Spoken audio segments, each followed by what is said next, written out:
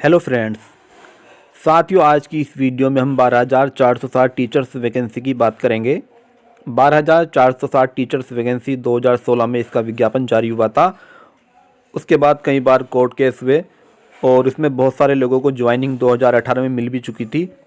मामला माननीय high court में विचाराधीन था और लगभग 6 साल के बाद इसका फाइनल डिसीजन आया और उसके बाद न्यू काउंसलिंग हुई और बहुत सारे टीचर्स को ज्वाइनिंग लेटर मिल भी चुका है।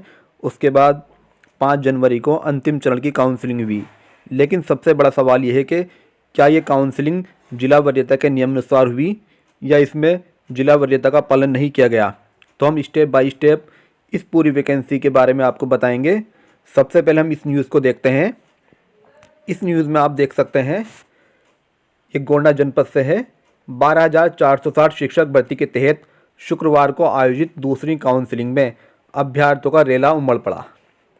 जिले में सर्वाधिक रिक्त सीटों के चलते पूरे प्रदेश भर के अभ्यर्थी यानी कि पूरे प्रदेश भर के अभ्यर्थी गोंडा पहुंचे और नौकरी पाने की आस में अपने शैक्षणिक अभिलेख जमा कराए।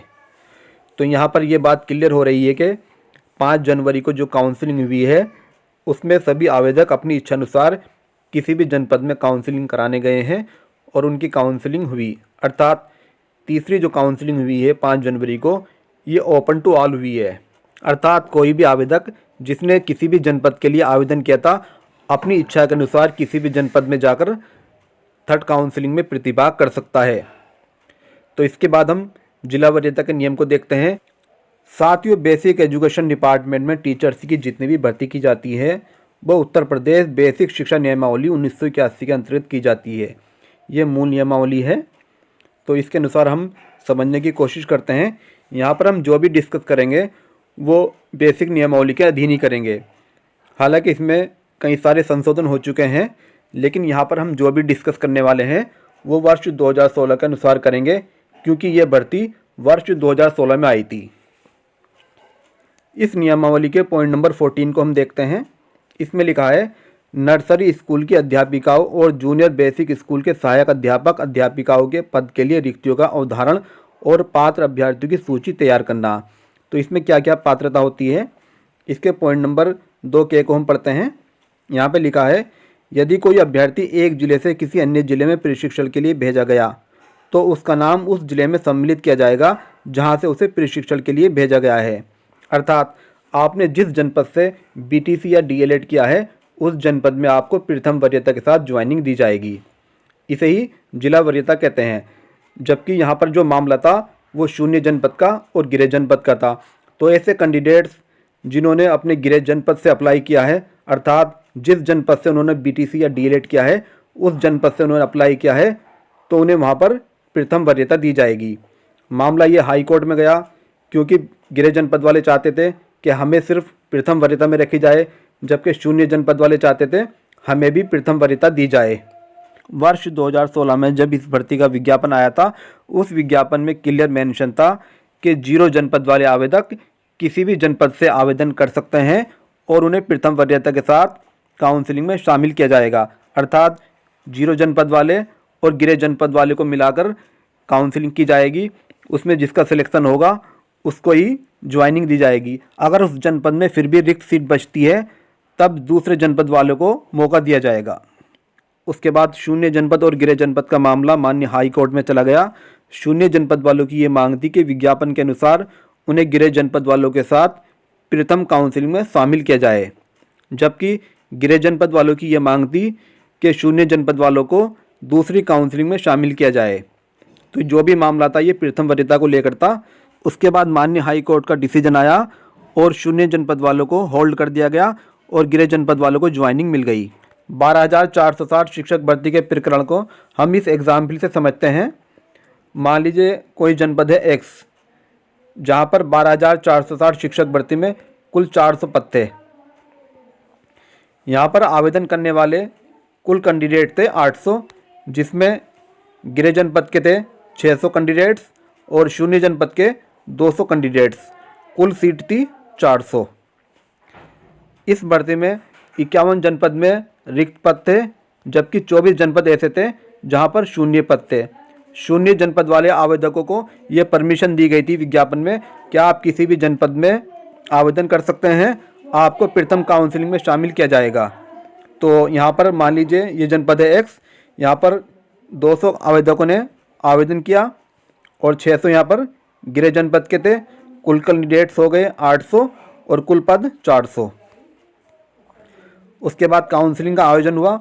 इस काउंसलिंग में जितने भी कैंडिडेट्स थे सब ने इसमें प्रतिभाग किया है।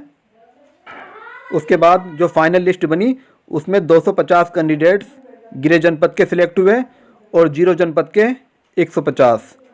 मामला कोर्ट में विचाराधीन हो गया। कोर्ट से डिसीजन आया कि जो गृह जनपद के आवेदक थे उनको ज्वाइनिंग दे दी जाए और 0 जनपद वालों को होल्ड कर दिया गया। ये मामला वर्ष 2018 का है।